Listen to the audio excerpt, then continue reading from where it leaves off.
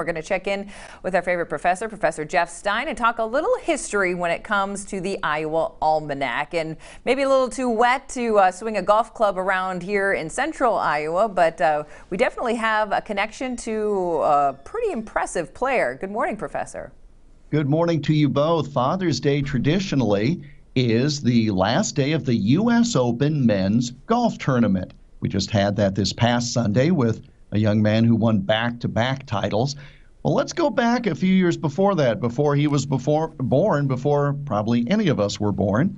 The 1955 U.S. Open Golf Championship ended in a playoff, and one of the competitors was the legendary Ben Hogan. Everybody knows his story, but the other was a virtual unknown from Iowa named Jack Fleck. By 1955, Ben Hogan had already won 4 U.S. Open titles and was the dominant player in the game, while Jack Fleck was what we call a journeyman, scratching out a living from a home base in Florida.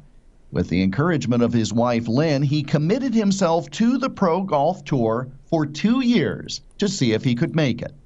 One of Fleck's idols was Ben Hogan. He even wore a cap like the one Hogan wore, and was one of the first to use Hogan brand golf clubs. Now golf clubs are endorsed by all sorts of people, but back then, Hogan was the first one to manufacture his own clubs that he would sell commercially.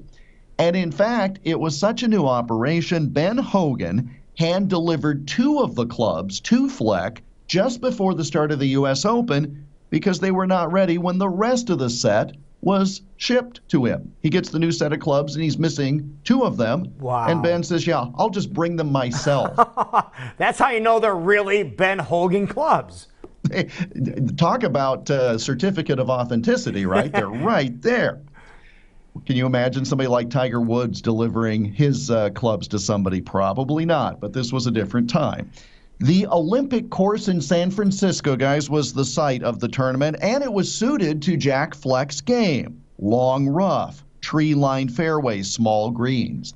Now, back then, the tournament included 18 holes on Thursday, 18 on Friday, and then 2 full rounds, 36 holes on Saturday. They didn't play on Sunday. They finished up on Saturday of that Father's Day weekend. Ben Hogan was in the lead on that final Saturday. NBC was scheduled to sign off the telecast. The only person left on the course that had a chance to win was Jack Fleck.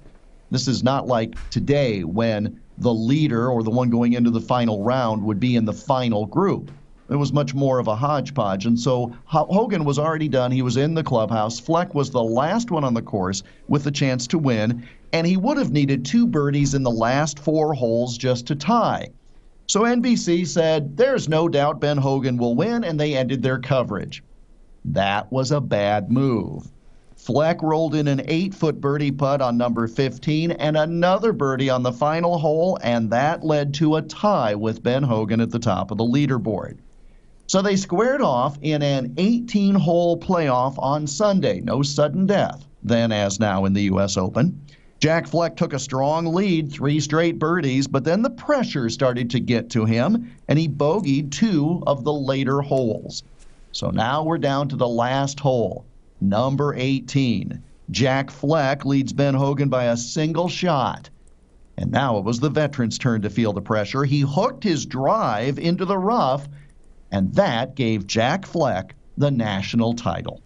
The people of his hometown of Davenport gave him a parade and a new car.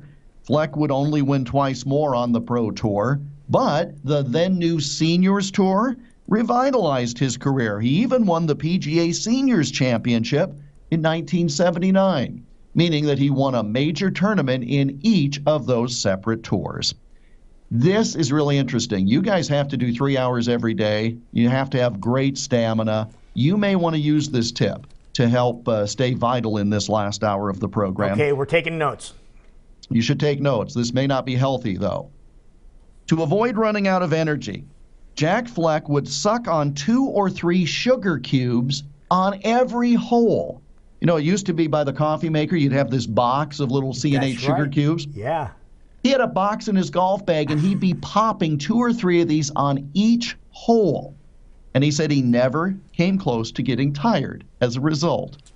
I would guess not with that sugar buzz. I'm not sure that that was really a positive thing, but it apparently helped when Jack Fleck won the U.S. Open golf tournament in a playoff over the legendary Ben Hogan. And it happened on this date in 1955. Well, I wonder how many people are going to be going out looking for sugar cubes now. Well, those are my favorite when I was a kid, and you'd come up to a coffee table. It's like, I don't want the coffee, I just want the sugar cubes. Probably not the best for your teeth. Yeah, but, they don't make the sugar cubes anymore because people are so worried about germs by grabbing the sugar cubes. See, it was a lot more fun back then. We didn't care about germs. You didn't have to worry about that.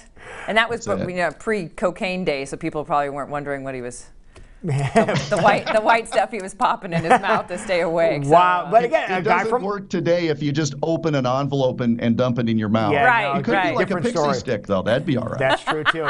But amazing, but a guy idea. from Iowa beating the legendary Ben Hogan with his own clubs. You have to remember that too. He had the Ben Hogan clubs that he beat him with. That's even better. A lot of information in that story, Jeff. If people want to go back and revisit that, I'm sure there's a lot of golfers that want to retell that story. What's the easiest way to do that? It is a fun story, Lou, and you can see it all at iowaalmanac.com. The story is there at iowaalmanac.com. All right, awesome. Well, we will talk to you tomorrow morning, sir. Very good. Stay dry. Thank you. We'll give it a shot. All right, folks.